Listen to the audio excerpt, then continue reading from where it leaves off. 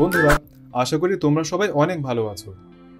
আমি আবার এসে গেছি এসএসসি ইংলিশ ফার্স্ট পেপারের আরেকটা লেসন নিয়ে।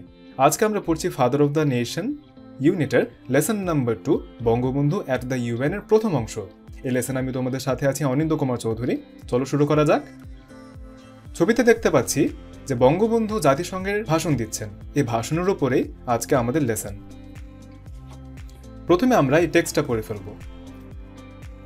Bangabandhu's speech at the United Nations General Assembly is a matter of great pride for us. United Nations General Assembly-কে বাংলায় বলা যায় জাতিসংঘের সাধারণ পরিষদ। জাতিসংঘের সাধারণ পরিষদের অধিবেশনে বঙ্গবন্ধুর ভাষণ আমাদের জন্য এক বিরাট গৌরবের বিষয়। He delivered the speech on 25th September 1974. Just after a week, Bangladesh became a member of the UN. এখানে আমরা বলতে পারি জাস্ট আফটার আ উইক না বলে just a week after Bangladesh became a member of the UN. 1974 সালের 25শে September Bangladesh জাতিসংঘের সদস্য পদ লাভ করার ঠিক এক সপ্তাহ পর তিনি এই ভাষণ দেন। To be a member of the UN was not an easy goal, as some influential countries were opposing the membership for Bangladesh. Influential মানে হলো প্রভাবশালী, অপোজিং মানে বিরোধিতা করা। জাতিসংঘের সদস্য হওয়ার পথ সহজ ছিল না, কারণ কিছু প্রভাবশালী দেশ বাংলাদেশের সদস্য পদের বিরোধিতা করছিল। অতএব বন্ধুরা, স্বাধীনতা পাওয়ার পরেও কিন্তু আমাদের দেশের যে একটা আইডেন্টিটি, একটা পরিচয়, সেটা পেতেও কিন্তু আমাদের বেশ কষ্ট হয়েছিল। So it was another war that Bangabandhu had to wage. সুতরাং বঙ্গবন্ধুকে আরেকটি যুদ্ধ লড়তে হয়েছিল। But finally Bangabandhu won. তবে শেষ পর্যন্ত তিনি বিজয়ী হয়েছিলেন, বঙ্গবন্ধু বিজয়ী হয়েছিলেন। He won not only the UN membership, but also everyone who listened to his first ever speech at the UN. তিনি কেবল জাতিসংঘের সদস্যপদই নন, জাতিসংঘে তার প্রথম ভাষণ যারা শুনেছিলেন তাদের প্রত্যেকের উপর জয়লাভ করেছিলেন। It was a veni vici experience for him. He came, he saw, he conquered everyone. এটি তার জন্য ছিল একটি ভেনি ভিচি অভিজ্ঞতা। তিনি আসলেন, তিনি দেখলেন এবং প্রত্যেকের ওপর তিনি জয়লাভ করলেন। Bangabandhu was the first person in the history of the UN to deliver a speech in Bangla, the language of the 7.5 crore, 75 million Bengalis, the language of the language martyrs. Bangabandhu ছিলেন জাতিসংঘের ইতিহাসের প্রথম ব্যক্তি যিনি বাংলায় ভাষণ দেন, যে ভাষা 7.5 কোটি বাঙালির ভাষা, যে ভাষা শহীদদের ভাষা। মার্টির মানে হলো শহীদ। The poet of oration, the icon of charismatic leadership, touched another milestone and so did the Bengalis through him. Oration মানে হলো বক্তব্য, charismatic মানে charismatic অথবা উদ্দীপনা সঞ্চারকারী, মাইলস্টোন মানে হলো মাইলফলক। অতএব বক্তব্যের কবি, উদ্দীপনা সঞ্চারকারী নেতৃত্বের প্রতিমূর্তি মানব ইতিহাসের আরেকটি মাইলফলক স্পর্শ করলেন, যেমনটি বাঙালিরা তার মাধ্যমে করল। সে মাইলফলকটা কি? মাইলফলকটা হলো that Bangabandhu was the first person to deliver a speech in Bangla at the UN General Assembly. এটা কিন্তু আমাদের জন্য একটি বিশাল বড় মাইলফলক, আর সেটা আমরা স্পর্শ করেছিলাম বঙ্গবন্ধুর মাধ্যমে। It was a speech that revealed Bangladesh's stand on national and international issues before the global community. এখানে স্ট্যান্ড মানে কিন্তু দাঁড়ানো না, এখানে স্ট্যান্ড মানে হলো বাংলাদেশের অবস্থান। এটি ছিল এমন একটি বক্তব্য যা বৈশ্বিক সম্প্রদায়ের সম্মুখে জাতীয় ও আন্তর্জাতিক বিষয়াবলীর ক্ষেত্রে বাংলাদেশের অবস্থানকে প্রকাশ করে। এতক্ষণ পর্যন্ত আমরা যা যা পড়লাম তার উপর আমরা দুটো কুইক কোয়েশ্চেন করে ফেলি। When did Bangabandhu deliver his speech at the UN? মনে করে দেখো তো বন্ধুরা। মনে না থাকলে ভিডিওটা পজ করে তোমরা একটু আগে দেখে আসতে পারো। Answer is 25th September 1974. In what language did Bangabandhu deliver his speech? খুব সহজ। The language that Bangabandhu used in his speech was Bangla. In fact, he was the first person to deliver a speech in Bangla at the UN General Assembly. Identifying the UN as the parliament for the mankind, the humankind, Bangabandhu recognized the moment of delivering his speech historical. Historical মানে ঐতিহাসিক। জাতিসংঘকে মানব জাতির সংসদ হিসেবে বুঝতে পেরে বঙ্গবন্ধু তার ভাষণ দেওয়ার মুহূর্তটিকে ঐতিহাসিক মুহূর্ত বলে গণ্য করলেন। He mentioned that the very moment justified the century-long struggle and sacrifice of the Bengalis for self-rule, independence, dignity, and coexistence along with other nations. অনেক লম্বা সেন্টেন্স, আমরা ভেঙে ভেঙে পড়ি। প্রথমে আমরা কিছু শব্দের মানে জেনে নিই।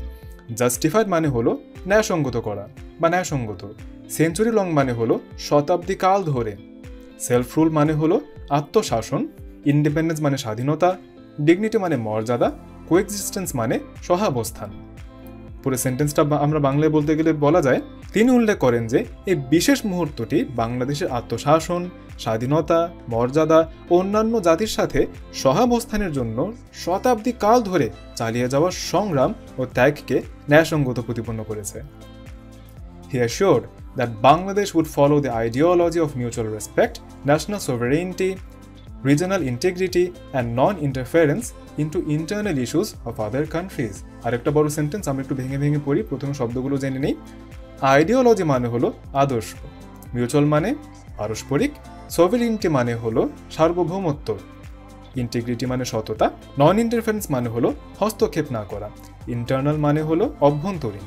পুরো সেন্টেন্সটায় বলা যেতে পারে, তিনি নিশ্চিত করে বললেন যে বাংলাদেশ পারস্পরিক সম্মান, জাতীয় সার্বভৌমত্ব, আঞ্চলিক সততা ও অন্যান্য দেশের অভ্যন্তরীণ বিষয়াবলিতে হস্তক্ষেপ না করার আদর্শ মেনে চলবে। Bangabandhu explained Bangladesh's absolute pledge to the UN charters and reminded how the people of his country made the highest sacrifice to achieve the same. Pledge মানে হলো অঙ্গীকার, চার্টার মানে হলো শাসনপত্র অথবা নিয়মাবলী। জাতিসংঘের কিছু নিয়মাবলী আছে, সেগুলি হচ্ছে চার্টার। বঙ্গবন্ধু জাতিসংঘের শাসনপত্রের প্রতি বাংলাদেশের পরিপূর্ণ অঙ্গীকার ব্যাখ্যা করলেন এবং বিশ্ববাসীকে স্মরণ করিয়ে দিলেন যে এই একই জিনিস অর্জনের জন্য তার দেশের লোকেরা কিভাবে চরম ত্যাগ স্বীকার করেছে। The father of the nation added that Bangladesh would look forward to such a world where peace and justice would take the rightful place.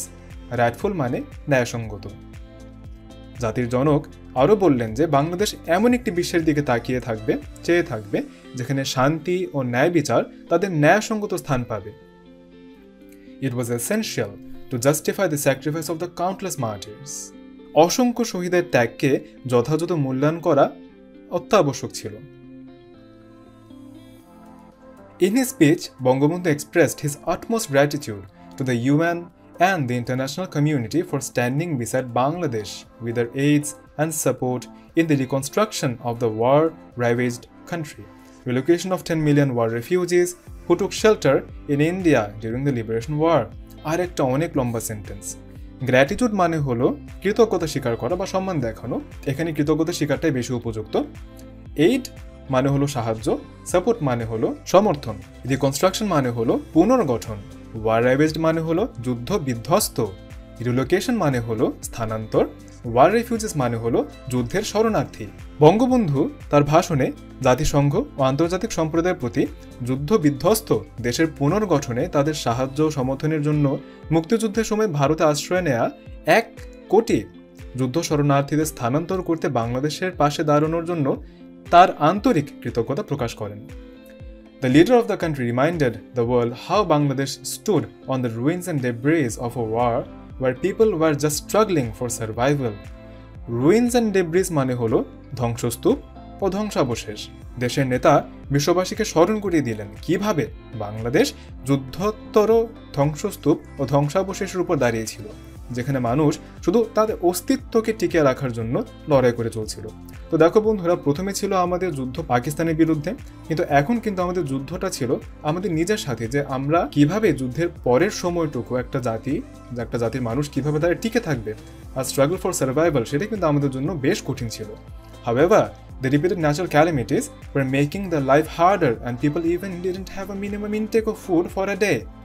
Natural calamities মানে হলো প্রাকৃতিক দুর্যোগ, এখানে ইভেন ডিডন্ট না হয় আমরা বলতে পারি and people didn't even have a minimum intake of food for a day. তাছাড়া একের পর এক প্রাকৃতিক দুর্যোগ তাদের জীবনকে অধিকতর দুর্বিষহ করে তুলেছিল এবং মানুষ দিনে একবারের জন্য ন্যূনতম খাবার খেতে পারেনি। তো দেখো বন্ধুরা, একের পর এক কিন্তু আমাদের উপর সমস্যা বেড়েই চলছিল। বন্ধুরা, আমাদের প্যাসেজ আজকের মতো এ পর্যন্তই। আমরা আরও দুটো কুইক কোয়েশ্চেন করে ভিডিও শেষ করে দিচ্ছি। How many war refugees were there after the Liberation War? একটু আগে তোমাদেরকে বলেছি। The answer is 10 million.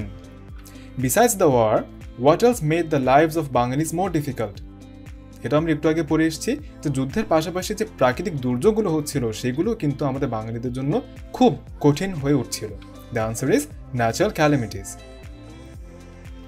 এই ভিডিওটি শেষ পর্যন্ত দেখার জন্য তোমাদের সবাইকে অনেক অনেক ধন্যবাদ। আশা করি এই লেসনের পরবর্তী অংশ তোমরা আজকের মতন আমার সাথে থাকবে। আগামী ভিডিওর আমন্ত্রণ রেখে আজকে এই ভিডিও এখানে শেষ করছি। তোমাদের সবার জন্য অনেক অনেক শুভকামনা।